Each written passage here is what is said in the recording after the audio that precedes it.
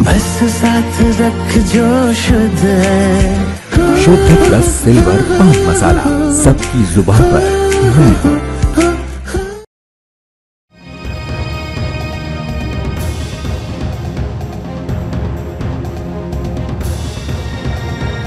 हरियाणा का चुनाव दिन ब दिन दिलचस्प होता जा रहा है और इस बार सबसे ज्यादा चर्चा ओपी जिंदल बिजनेस ग्रुप की अध्यक्ष सावित्री जिंदल की है। जी हाँ, सावित्री जिंदल जो भाजपा से हिसार सीट ले विधानसभा का टिकट मांगा है, लेकिन भाजपा की तमाम लिस्टों में सावित्री जिंदल का नाम नदारद दिखा।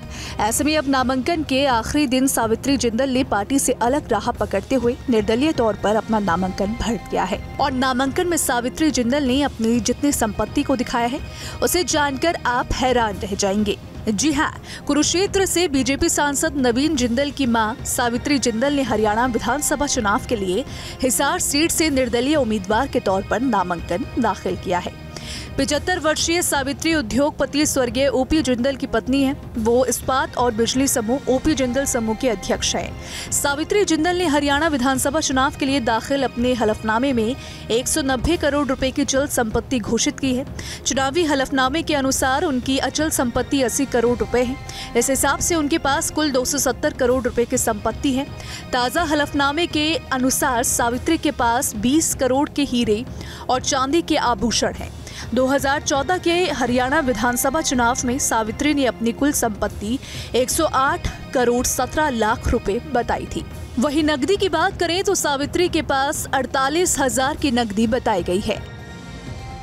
संपत्ति के साथ ही सावित्री जिंदल का कई बिजनेस में इन्वेस्टमेंट भी है, जहां पर उनके पास कई करोड़ के म्यूचुअल फंड भी हैं, जिनमें axis all season state fund of funds में 55 लाख रुपए, भारत बॉन्ड FOF में 164 लाख रुपए, ICICI prudential medium term bond fund growth में 251 लाख 40 हजार रुपए, ICICI prudential blends advantage fund regular growth में 310 लाख रुपए, HDFC hybrid fund regular growth में 239 लाख रुपए, SBI एक्टिविटी हाइब्रिड फंड में 402 lakh, SDP black rock focus 25 fund में 140 लाख रुपए। वहीं सावित्री जिंदल के शेयरों की बात करें तो उनके पास Jindal steel and power limited में 9,481 लाख रुपए के शेयर है।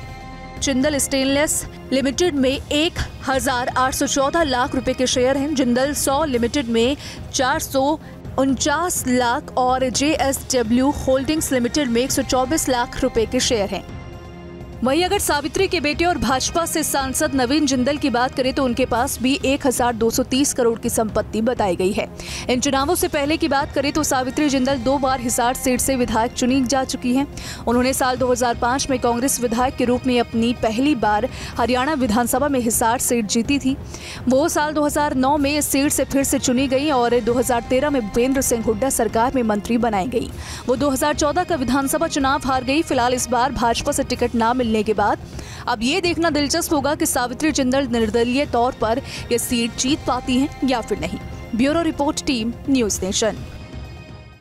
बस साथ रख जो शुद्ध है। शुद्ध प्लस सिल्वर पान मसाला, सबकी जुबान पर मैं हूँ। न्यूज़ नेशन अब व्हाट्सएप पर खबरों के ताजा अपडेट के लिए न्यूज़ नेशन के इस QR कोड को स्कैन करें।